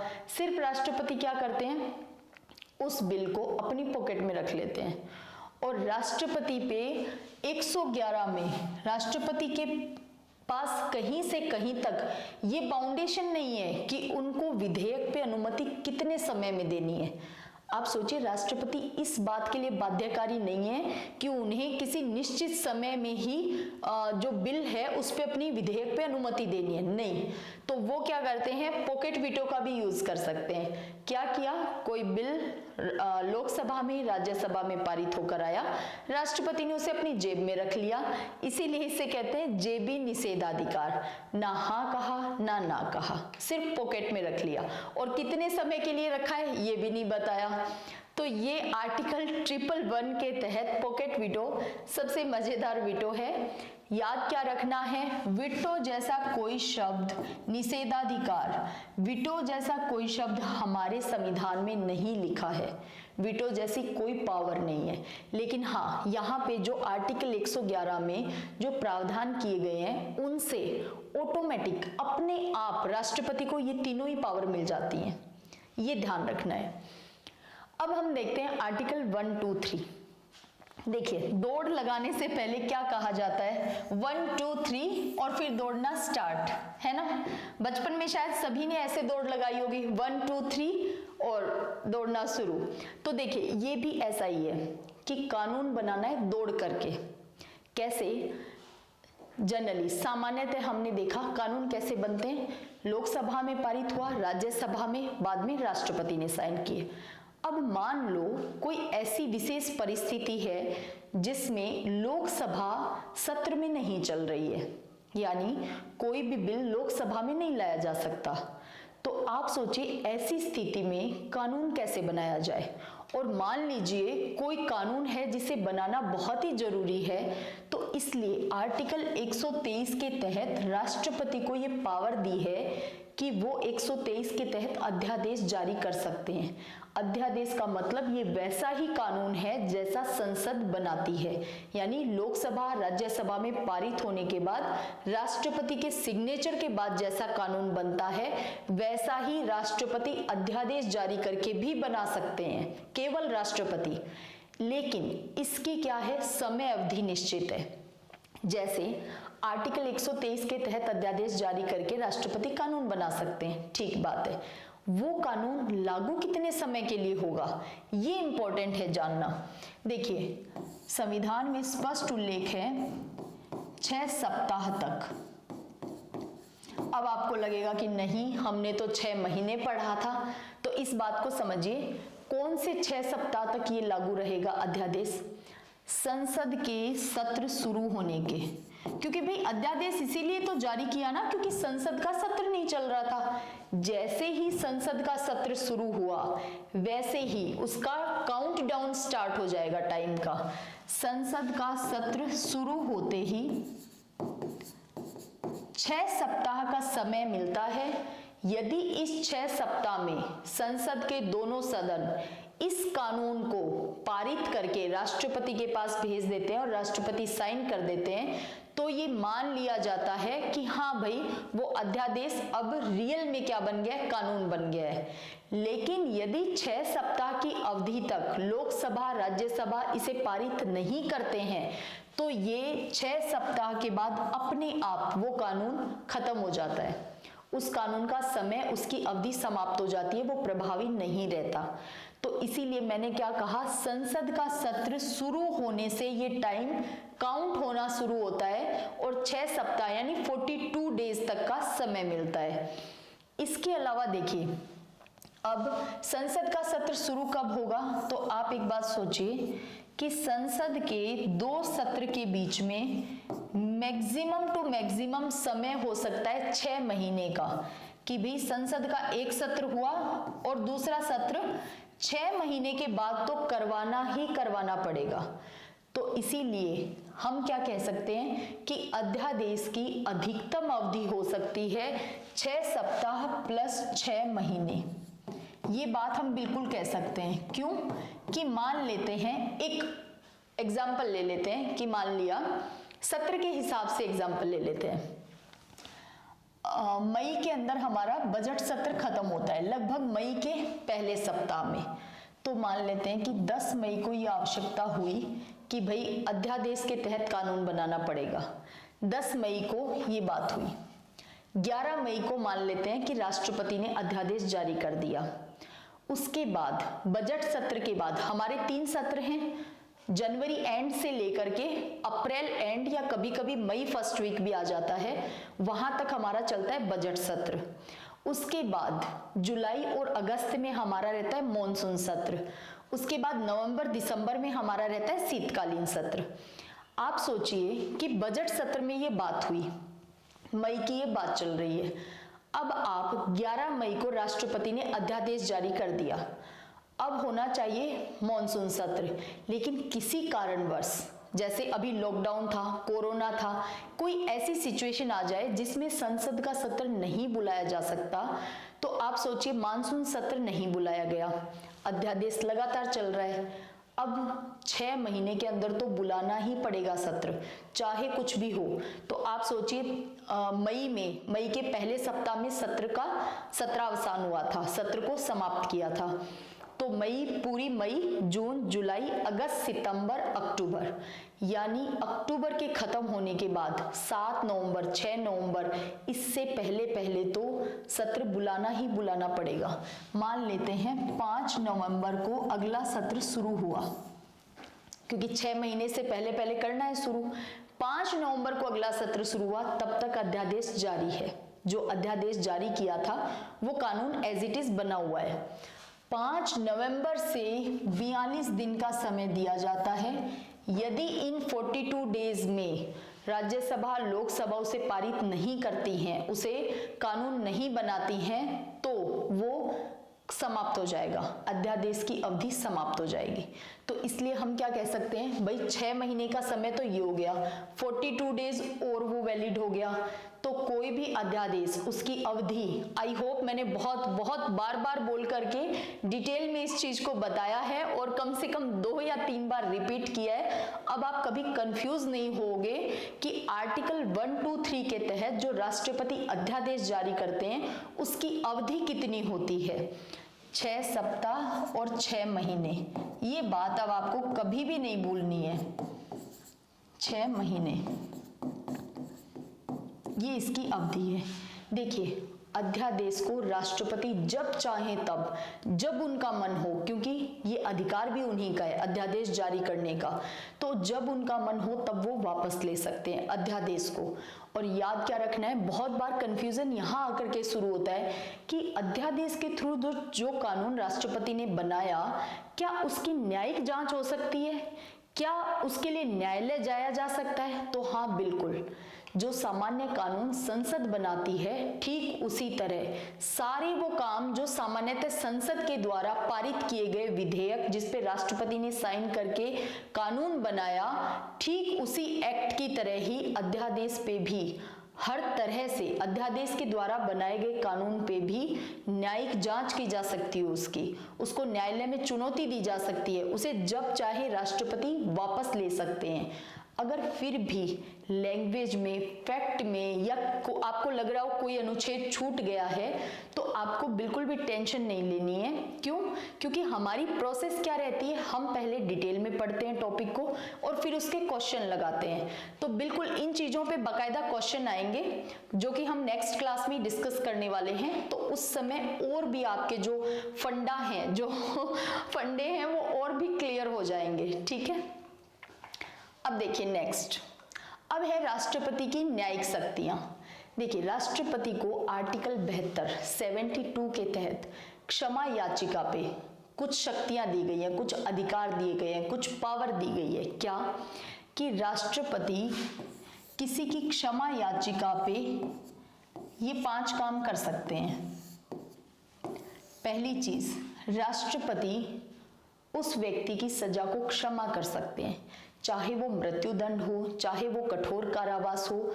राष्ट्रपति चाहें तो उस क्षमा याचिका पे उस पर्टिकुलर पर्सन की सारी सजा माफ कर सकते हैं, पूरी तरह क्षमा कर सकते हैं। इसको कहते हैं क्षमा या पार्डन। दूसरा है लघुकरण। राष्ट्रपति किसी व्यक्ति को दी गई सजा, न्यायालय ने जो भी सजा सुनाई है उसकी प्रकृति को बदल सकते हैं। कैसे? जैसे मान लो सुप्रीम कोर्ट या हाई कोर्ट ने किसी व्यक्ति को मृत्युदंड की सजा दी है, तो राष्ट्रपति उसकी मृत्युदंड की सजा को आजीवन कारावास में बदल सकते हैं। यहाँ पे लघुकरण, कम्यूटेशन का मतलब है कि राष्ट्रपति ने सजा की प्रकृति को बदल दिया। इसके बाद परिहार या रिमिशन, ये कहते हैं कि यदि राष्ट्रपति ने किसी की सजा की अवधि को कम कर दिया तो उसे कहते हैं परिहार। प्रकृति बदली है तो लघुकरण, पूरी तरह से माफ कर दिया है, क्षमा हो गई है। परिहार है किसी की समय की अवधि को कम कर दिया है। विराम कहते हैं कि किसी विशेष परिस्थिति में, जैसे कोई महिला अपाहिज है या कोई महिला गर्भवती है या कोई दिव्यांग पर्सन है, उसको सजा हुई है, तो राष्ट्रपति ऐसी जो सजा है उसको भी कम कर सकते हैं। तो ये है विराम। इसके अलावा प्रविलंबन, राष्ट्रपति किसी की सजा को कुछ समय के लिए टाल सकते हैं, यानी उसकी समय की अवधि बढ़ा सकते हैं। यानी जैसे किसी व्यक्ति को फांसी की सजा सुनाई गई, उसने राष्ट्रपति के पास अपनी क्षमा याचिका भेजी, तो राष्ट्रपति ने उस फांसी की सजा को कुछ समय के लिए टाल दिया। ऐसी शक्ति भी राष्ट्रपति के पास है। जब हम राज्यपाल के पद को डिस्कस करेंगे उस समय हम फिर से राष्ट्रपति और राज्यपाल की शक्तियों का आपस में कौन कौन सी चीजें मैच होती हैं और कौन सी अलग अलग शक्तियां हैं, ये कंपैरिजन जरूर करेंगे। अभी तो क्या है, एक तरह से डाटा आपके दिमाग में जा रहा है कि राष्ट्रपति को कौन सी पावर है, फिर हम राज्यपाल को पढ़ते समय देखेंगे राज्यपाल को कौन सी पावर है, और फिर इन दोनों का कंपैरिजन कि कौन सी वो शक्तियां हैं जो राज्यपाल के पास भी हैं और राष्ट्रपति के पास भी हैं। ठीक है, देखिए ये चीजें रिपीट होंगी, डेफिनेटली रिपीट होंगी। अब इसके बाद आर्टिकल 124, आर्टिकल 124 के तहत राष्ट्रपति chief justice of India, Bharat के उच्चतम न्यायालय के मुख्य न्यायाधीश की और सुप्रीम कोर्ट के जजेस की, अन्य न्यायाधीशों की नियुक्ति करते हैं राष्ट्रपति। इसके अलावा आर्टिकल 217 के तहत उच्च न्यायालय के न्यायाधीश की नियुक्ति करते हैं। हाँ बिल्कुल, इसमें राज्यपाल की भी एडवाइस ली जाती है, इसमें चीफ जस्टिस ऑफ इंडिया की भी एडवाइस ली जाती है, लेकिन नियुक्ति कौन करते हैं? अंतिम रूप से लिखित में नियुक्ति का पत्र कौन पकड़ाते हैं? राष्ट्रपति। तो हम पढ़ने के लिए क्या पढ़ते हैं कि 124 के तहत चीफ जस्टिस ऑफ इंडिया की और सुप्रीम कोर्ट के अदर जजेस की नियुक्ति राष्ट्रपति द्वारा लिखित में दी जाती है। 217 के तहत उच्च न्यायालय के न्यायाधीश की। इसके अलावा आर्टिकल 143 के तहत, ये आर्टिकल इंपॉर्टेंट है, देखिए, सुप्रीम कोर्ट से परामर्श करने की शक्ति, राष्ट्रपति के पास ये पावर है कि अगर उनको लगता है कि मुझे किसी विषय पे संविधान के अनुसार या संविधान की व्याख्या किस तरह से है, इस आधार पे कोई निर्णय लेना है किसी भी विषय पे, तो राष्ट्रपति एडवाइस मांग सकते हैं सुप्रीम कोर्ट से। क्यों? क्योंकि सुप्रीम कोर्ट संविधान की व्याख्या करता है। हमारे देश में सुप्रीम कोर्ट ही है जो समय समय पे संविधान में जो लिखा गया है उसकी व्याख्या करते हैं, उसको समझाते हैं कि संविधान लिखने वालों ने क्या सोच विचार करके, किस भावना के साथ संविधान में इस बात का उल्लेख किया था। ये व्याख्या कौन करता है? Supreme court. तो यदि राष्ट्रपति को लगता है कि किसी विषय पे मुझे सुप्रीम कोर्ट से परामर्श लेना चाहिए या उनकी राय या उनकी सलाह लेनी चाहिए, तो राष्ट्रपति ऐसा कर सकते हैं आर्टिकल 143 के तहत, और सुप्रीम कोर्ट को सलाह देनी होती है। सुप्रीम कोर्ट इसके लिए 5 जजेस की बेंच नियुक्त करते हैं और जो भी विषय, जिस भी विषय पे राष्ट्रपति ने सलाह मांगी है उस पे सुप्रीम कोर्ट राष्ट्रपति को सलाह देते हैं, और राष्ट्रपति ये सलाह मानने के लिए बाध्यकारी बिल्कुल भी नहीं है। ऐसा नहीं है कि राष्ट्रपति ने सलाह मांग ली तो अब तो माननी पड़ेगी, फिर तो राष्ट्रपति सलाह मांगना ही बंद कर देंगे। तो राष्ट्रपति पे ये सलाह बाध्यकारी नहीं है। नेक्स्ट देखिए, राष्ट्रपति की वित्तीय शक्तियां, भाई कुछ फाइनेंशियल पावर भी हैं, जैसे आर्टिकल 267 के तहत राष्ट्रपति आकस्मिकता निधि से पैसे निकालकर दे सकते हैं, या आप यूं समझिए कि आकस्मिकता निधि से 1 रुपया भी निकालने के लिए सिर्फ और सिर्फ राष्ट्रपति की अनुमति चाहिए। अब इसके नाम से ही आपको समझ में आ रहा है, कंटिंजेंसी फंड, आकस्मिकता निधि, अचानक पैसों की जरूरत हो गई तो क्या किया जाए? तो ऐसी स्थिति से निपटने के लिए आकस्मिकता निधि से राष्ट्रपति की अनुमति से इससे पैसे निकाल करके सरकार धन का जो उसे चाहिए है उसको लेती है। कैसे?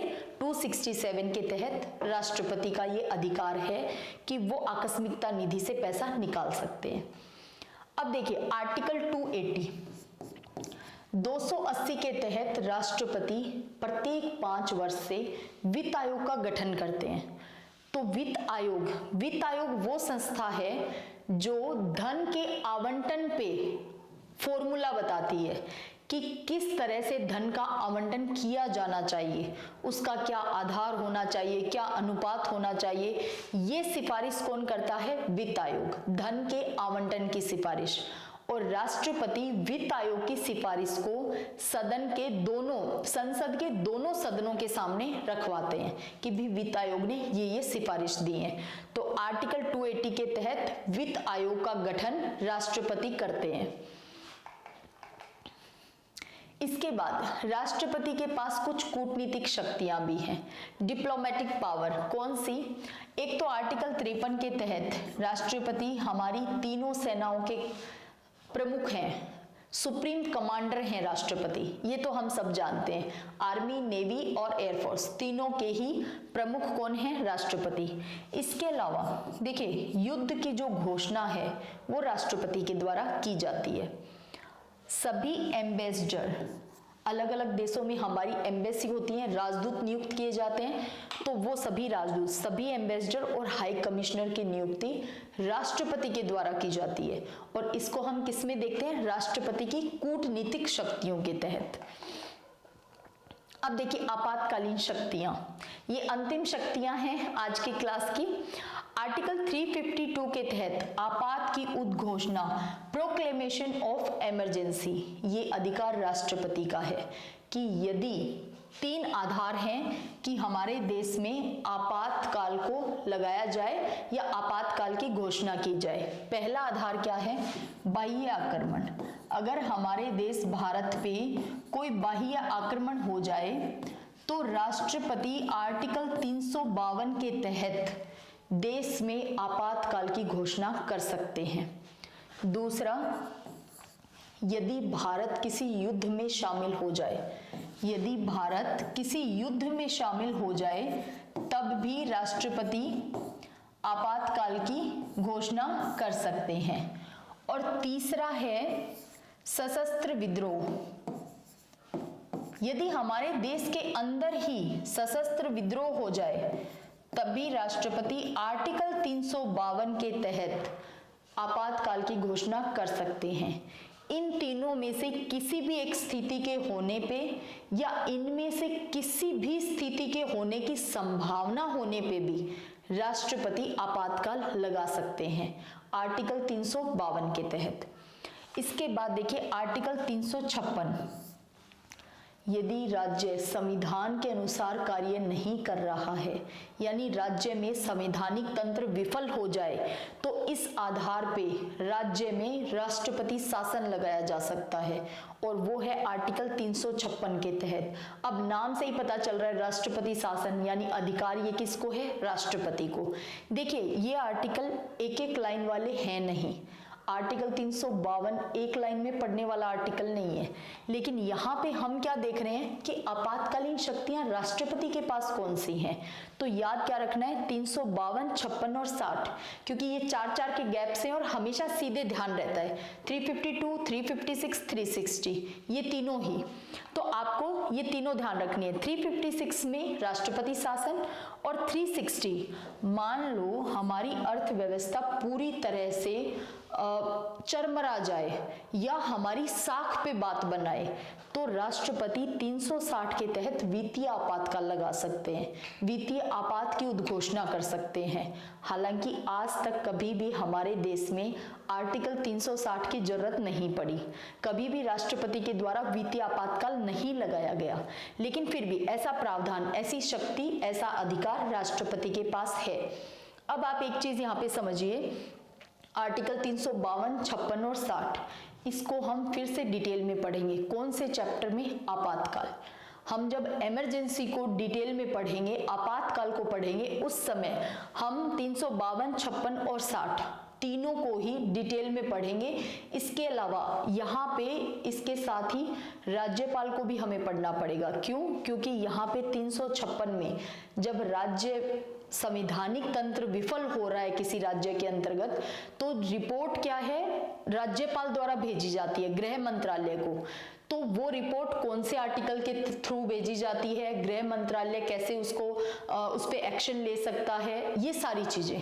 तो आपातकाल अपने आप में, इमरजेंसी अपने आप में एक पूरा चैप्टर है जिसको हम डिटेल में पढ़ेंगे। यहाँ पे ध्यान क्या रखना है कि आपातकालीन शक्तियां राष्ट्रपति में निहित हैं, राष्ट्रपति का अधिकार है ये 352, 56 और 60। ठीक है, आई होप राष्ट्रपति आपको ये पद और इस पद की जानकारी काफी अच्छी और सटीक लगी होगी, अनुच्छेद समझ में आए होंगे। अगर फिर भी आपको लगता है कि कोई फैक्ट छूट गया या कोई आर्टिकल छूट गया है, तो इस बात का कोई टेंशन, कोई तनाव आपको नहीं लेना, क्योंकि इसके बाद हम नेक्स्ट क्लास में करेंगे राष्ट्रपति से पूछे गए क्वेश्चन। तो तब हमारे छूटी हुई जो चीजें हैं वो भी फैक्ट हमारे क्लियर हो जाएंगे। तो चलिए मिलते हैं जल्द ही नेक्स्ट क्लास में। जय हिंद, जय भारत।